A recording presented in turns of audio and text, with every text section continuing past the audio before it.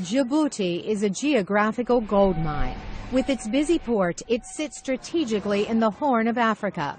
It's across the Gulf of Aden from Yemen and bordered by Ethiopia, Eritrea, and Somalia, making it a prime counterterrorism partner for the United States. Djibouti is home to 3,000 U.S. civilian and military personnel at Camp Lemonnier, the only permanent U.S. military base in Africa located next to the Djibouti International Airport.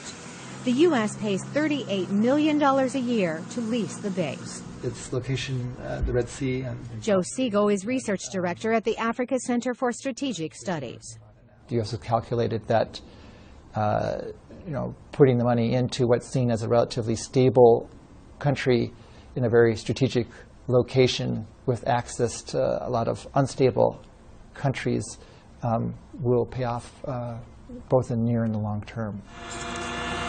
Camp Lemonnier serves as an anti-terrorism hub for the Horn of Africa and the Arabian Peninsula.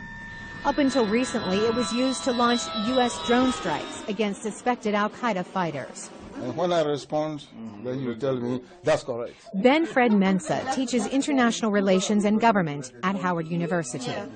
Terrorism is very much alive, and as America always says, it's better we fight them outside than to wait, and fight them at home. But Djibouti residents complained when 5 drones in 3 years crashed, one just 1.5 kilometers from Djibouti City. So the U.S. moved the drone fleet to another airstrip, 13 kilometers away from the airport. So for the U.S. government, it's a question of balance. Djibouti's human rights record is not stellar. Freedom House, a human rights reporting agency, labeled Djibouti as not free in last year's Freedom in the World report.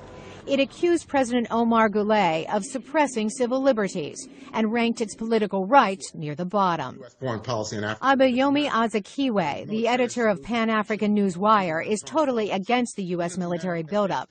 In a Skype interview, he says there's more at play than terrorism. Due to the fact that more and more oil is being imported from Africa into the United States, as well as other strategic minerals, that, in our opinion, is guiding this increased military presence. Fred Mensa's opposition stems from his African roots. I'll begin to question as to whether we still enjoy our sovereignty, or whether we are losing our sovereignty because we are relatively weak.